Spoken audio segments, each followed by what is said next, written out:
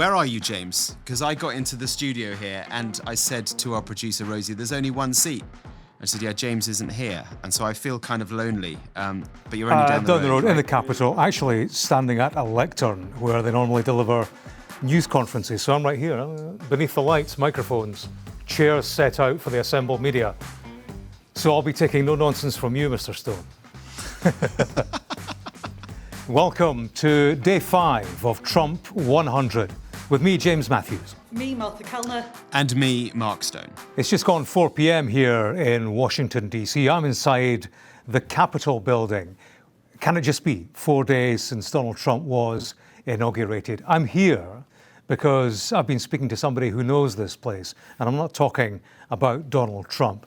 I've been interviewing a man by the name of Stewart Rhodes, leader of the far-right militia, the Oath Keepers. He's been pardoned by Donald Trump. It's echoey because I'm in the rotunda beneath the famous dome of the Capitol building in Washington, D.C. It's where Donald Trump was inaugurated, on this very spot.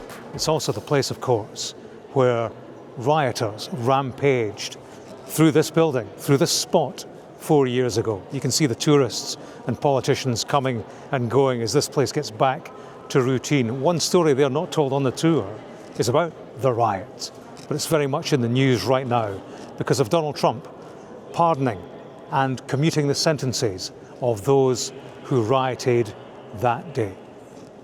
Yeah, I was struck when I did the Capitol tour when I first came to Washington, which incidentally, I recommend everyone does. But there was one thing for me that, as you say, James, that was absent, and that was January the 6th. As far as the tour guides there are concerned, that is not yet history, apparently. So it's not in the Capitol tour, which certainly surprised me. And I think I raised a few eyebrows when I asked them, our tour guide, when it would become part of American history. Certainly not in the tour yet. Yeah, ironically erased from history, not perhaps for the first time, some would say. But, you know, there are people who know their way around this building. There were hundreds inside, of course, the Capitol building the day of the January the 6th riot, attempted coup. That's what it was prosecuted as. If it was an attempted coup, one of the chief architects of that was Stewart Rhodes, a man recognisable from his mugshot. He's the man who wore an eye patch. He was sentenced to 18 years for seditious conspiracy, trying to block the election of Joe Biden, essentially trying to overthrow the government. Stewart Rhodes, in the run-up to January the 6th, has sent messages to would-be rioters saying, we are not getting through this without a civil war. So, you know, a real central to what happened on January the 6th. And, of course, Stewart Rhodes had his sentence commuted. He's been released, and on his first day of release came, where else? Back to the Capitol building itself. I caught up with him.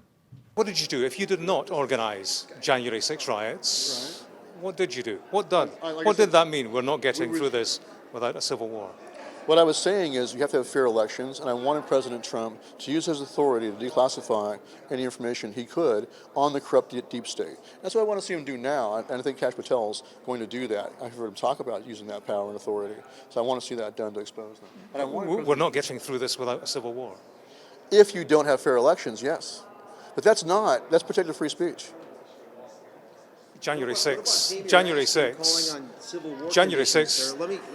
wasn't free speech. It was a riot, an alleged insurrection. Crowds rampaged through this place. I did not. Neither did my men. You were convicted of organisation of I was convicted in a show trial drawn from a jury that was part of the victim pool.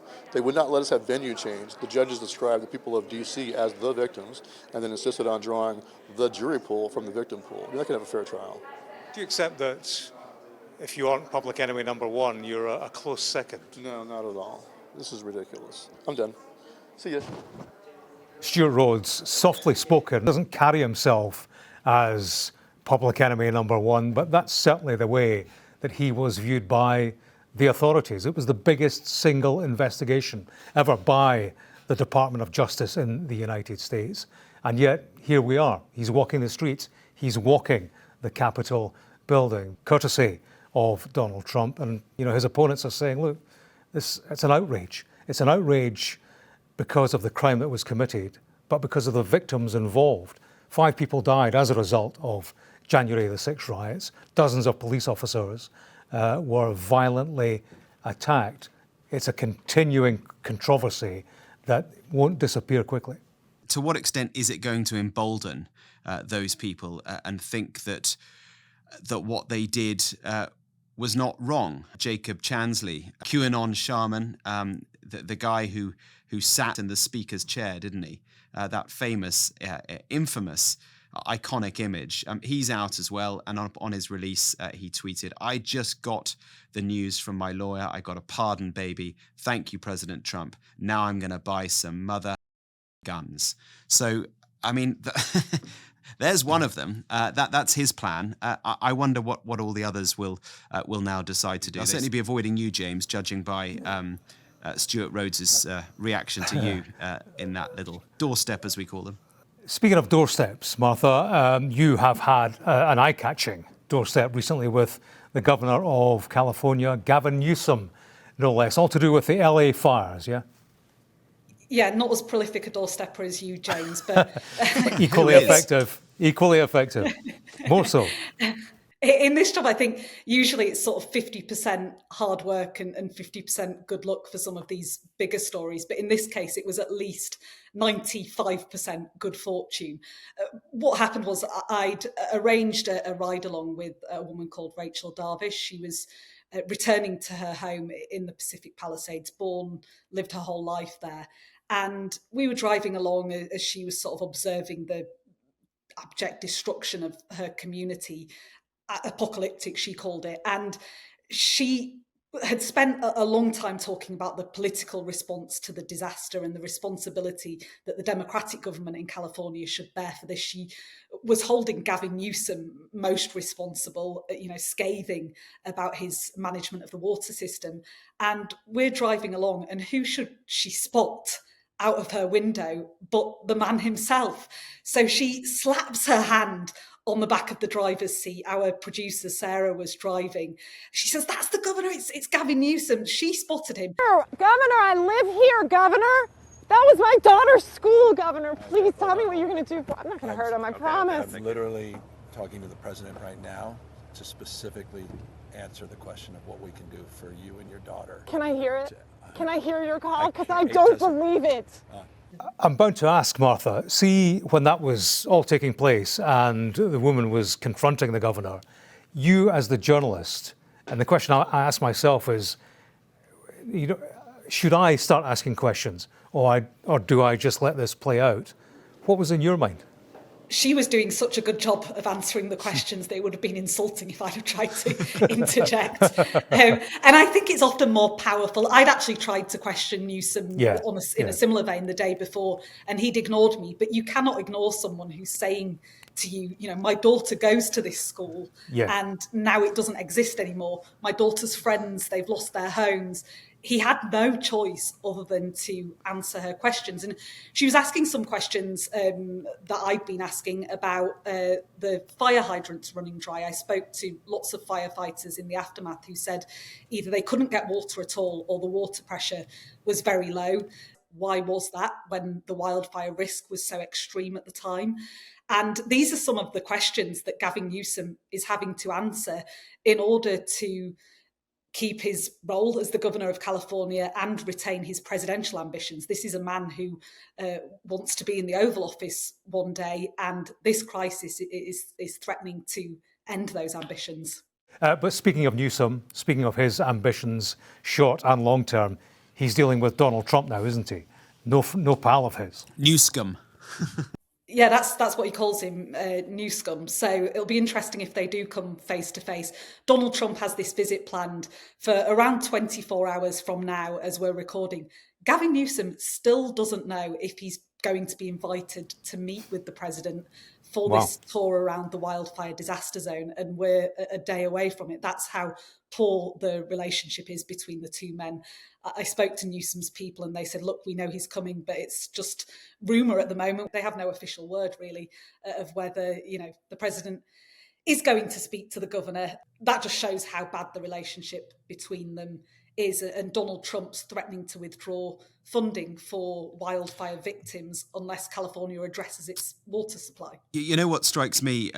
Pre-Trump 2.0, you would often hear politicians of both sides at moments of a national crisis that they would say, we're putting politics aside for today. I even heard, the likes of Ron DeSantis saying it over, I can't remember which natural disaster it was down in Florida. He's the governor of Florida. He's a proper partisan politician. But even he, at moments of these national crises like a fire or a flood or a storm, he has said, this isn't a day about politics. That I don't think happens under Trump. Everything is framed in partisan politics. And so I think Gavin Newsom, as Trump refers to him as, he's probably a bit worried right now. And speaking of pushback for Donald Trump, it's not just on the wildfires. There are other issues right now that he's having to contend with. Yeah, there are all sorts of legal challenges to Donald Trump's many, many executive orders.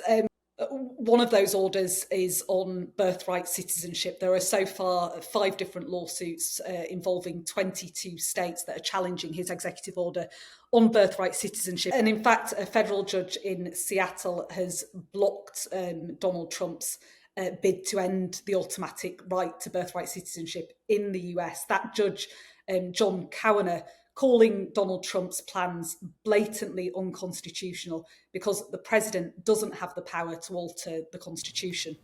Yeah. Mark, can I ask you to do the hard bit on this? What is birthright citizenship? Yeah, well, it means that anyone born in the United States is automatically a citizen. And it's not just America. I was actually quite surprised. I didn't know this, but I was just looking it up now. But there are quite a lot of countries around the world where you get an unconditional right to be a citizen of that country if you're born in that country. Canada, Mexico, Brazil, Argentina, quite a few other countries as well. Most of Central America, if you're born there, you get a right to be a citizen of that country. But America, up until now, maybe, has the most generous form of birthright citizenship, which is that if you're born here, you are automatically a citizen. And obviously it's controversial because it means, in the context of migrants, immigrants, that children of migrants, even those who have arrived here illegally, can automatically become citizens of the United States and have the right to stay. So that has created a problem, certainly for the Trump administration, because they want to remove unauthorized migrants, but then, of course, they have got children who, if they were born here, are American citizens. But on the specific issue of birthright citizenship, as Martha just said, it's facing legal challenges because it is enshrined in the 14th Amendment of the Constitution. And so it is argued that it is unconstitutional. It's one of many areas, James, Martha, where I think we will see Trump's plans hitting stumbling blocks legally. But of course, they've planned for this. They've had 4 years out of office where they've been working through their priorities, their policy announcements. They know that these policies will be controversial and they will have their own lawyers and their own ways of trying to fight back. And it's not just people who are here illegally. This also applies to newborn children born to mothers who are here legally but temporarily. So, for instance, students who are here on student visas, journalists who are here on journalist visas. Oh dear. I have to rethink my plans.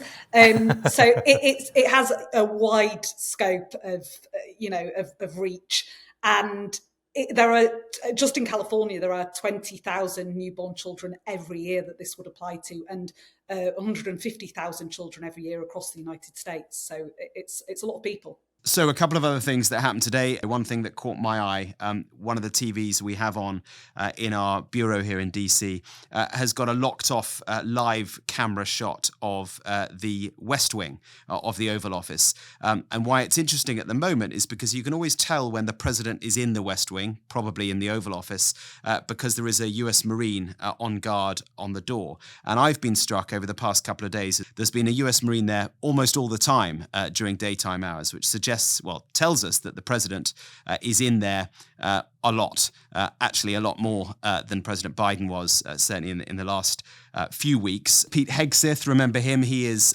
Trump's nomination to be defense secretary, former Fox News host, a colourful character. the likelihood of him being nominated just got a little bit harder. 2 Republicans now have said that they will not vote for him to be Defense Secretary. If 2 or 3 more Republicans begin to look uneasy, then his nomination looks hard indeed. And the last thing to talk about very briefly is Trump in Davos. It was very interesting. He was beamed into the World Economic Forum in Davos, and it was a speech which I think probably made many people in Davos stand up, sit up and listen. Nothing less than a revolution of common sense, he said, is happening in America. He slated Joe Biden, many lines taken from his inauguration speech. It sounded very similar at times. But he made a call to the manufacturers of the world. Come and make your product in America. If you come here, we will give you low taxes. If you don't, well, then we're going to whack massive tariffs on your product. So it's transactional Trump to a T. Yeah, America is open for business again, very much on my terms, I think was the subtext. Thanks very much, both. If you've liked what you've heard, please do click on the follow button wherever you're listening. And remember, if you have a question about Donald Trump, US politics, or anything else, you can now email us on trump100@sky.uk. That's it for day 5, but don't worry, we'll be back tomorrow for day 6 of Trump 100. See you then. See you then. Bye-bye.